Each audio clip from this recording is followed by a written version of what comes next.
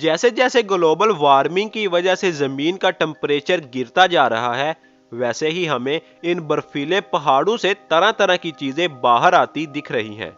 जैसे कि हजारों साल पहले नापायद हो जाने वाले जानवर, वायरस और यहाँ तक के इंसान भी।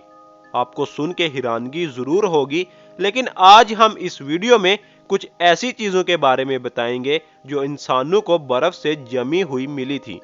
वीडियो शुरू होने से पहले अगर आपने हमारा चैनल सब्सक्राइब नहीं किया तो सब्सक्राइब कर दे और बेल आइकन पे भी क्लिक कर दे, ताकि नई आने वाली वीडियो की नोटिफिकेशन सबसे पहले आपको मिल सके। ओटजी द आइसमैन। शायद आपने ओटजी का नाम पहले सुना ही हो। वो इंसान जो सन 1991 में एक हाइकिंग ग्रुप को ऑस्ट्रेलिया के बॉर्डर पर मिला था। आपको सुनकर हैरानगी होगी कि उस वक्त हाइकर 10,000 फीट की ऊंचाई पे थे। तब उन्हें एक इंसान मिला जो बर्फ में जमा हुआ था। पहले तो उन्हें लगा कि यह कोई नॉर्मल हाइकर है जो शायद यहां फंस गया है। फिर उस ग्रुप ने पुलिस और मेडिकल टीम की हेल्प से जल्द उस इंसान को बाहर निकाला और हॉस्पिटल ले गए। जब डॉक्टर्स ने उसका एक्सरे किया और डीएनए रिपोर्ट देखी तो उनके होश ही उड़ गए, क्योंकि रिपोर्ट के मुताबिक वो बॉडी 5,000 साल पुरानी थी, जिसे उस बर्फीले पहाड़ ने अब तक जमा के रखा हुआ था। बाद में उस जगह की और भी खोज की गई तो वहां से ओटजी के उस वक्त के कुछ टूल्स, हथियार और मेडिकल का सामान भी मिला था, जो कि अब तक का खोजे जाने वाला दुनिया का सबसे पुराना मेडिकल सामान है। Woolly mammoth. साइबेरिया ऐसी जगह है जहां अभी भी बहुत सी खोज करना बाकी है, क्योंकि इस जगह को हजारों सालों से बर्फ ने ढक के रखा हुआ है। लेकिन ग्लोबल वार्मिंग की वजह से अब यहाँ की बर्फ आहिस्ता आहिस्ता पिघल रही है, तो इसी वजह से हमेशा नई नई चीजें इस एरिया से खुद ब खुद बाहर निकल रही हैं। ऐसे ही जब एक 11 साल का लड़का अपने घर के बाहर घूम रहा था, तभी उसे एक हाथी का बच्चा बर्फ में जमा दिखाई दिया। जब उसने अपने पेरेंट्स को ये बात बताई तो उन्होंने पुलिस से कांटेक्ट किया।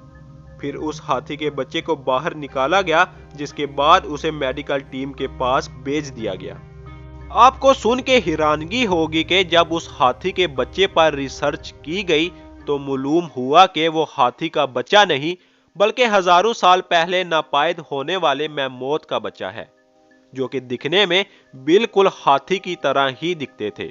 और डीएनए रिपोर्ट में यह पाया गया कि उस वक्त मैमोथ की उम्र 15 साल थी। Women found in frozen. जमी हुई बर्फ में आज तक सिर्फ हिस्ट्री की चीजें ही नहीं मिली, और ये बात आपको इस वीडियो में पता चल जाएगी। उस वक्त दिसंबर की बहुत ज्यादा ठंड थी जब 19 साल की खतून जून हलियार्ड अपनी गाड़ी से घर वापस जा रही थी, और तभी अचानक से उसकी कार बर्फ में फंस गई और पूरी तरह से बर्फ में बंद हो गई। परेशानी की बात तो यह थी कि दूर दूर तक कोई घर या होटल नहीं था, जिसकी वजह से उसको मदद भी नहीं मिल रही थी। जीन ने पैदल चलने का फैसला किया, लेकिन 2 मील तक पैदल चलकर जीन बेहोश हो गई और अगली सुबह उसे बर्फ में जमा हुआ देखा गया। आप लोग यकीन नहीं करेंगे कि उसका जिस्म इतना ज्यादा जम गया था कि डॉक्टर से इंजेक्शन भी नहीं लग रहा था। फिर डॉक्टर्स ने उसे बिजली के झटके दिए, जिसके बाद उसका जिस्म हिलने लगा और बहुत मशक्कत करने के बाद आखिरकार उसे बचा लिया गया। Woolly rhino. मैमोथ ही ऐसा जानवर नहीं है जो साइबेरिया की बर्फ में दबा हुआ मिला हो।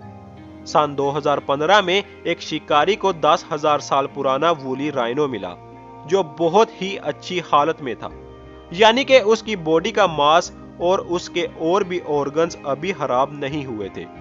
साइंसदानों ने जब उस पर रिसर्च की तो मालूम हुआ कि राइनो उस वक्त सिर्फ 7 महीने का था, जो कि बर्फ की लपेट में आ गया था।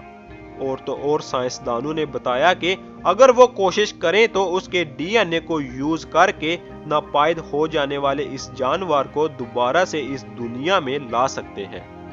Deadly virus. ये कहानी सुनने वालों को चुका के रख देगी। ये बात तो आप मानोगे ही कि इंसानों में होने वाली तरह तरह की बीमारी हजारों सालों से चलती आ रही है। हम इंसानों ने आज तक न जाने कितने वायरस का सामना किया है और अभी भी एक खतरनाक वायरस हमें नुकसान पहुंचाता आ रहा है। लेकिन हाल ही में साइबेरिया के बर्फीले जंगलों में से 30,000 साल पुराना वायरस मिला। साइंसदानों का कहना है कि अगर ऐसे ही ग्लोबल वार्मिंग यानी कि जमीन का टेम्परेचर कम होता रहा तो इस तरह के बहुत से वायरस उन पहाड़ों से बाहर आ जाएंगे और हम इंसानों को इसका बहुत बड़ा खमियाजा उठाना पड़ेगा।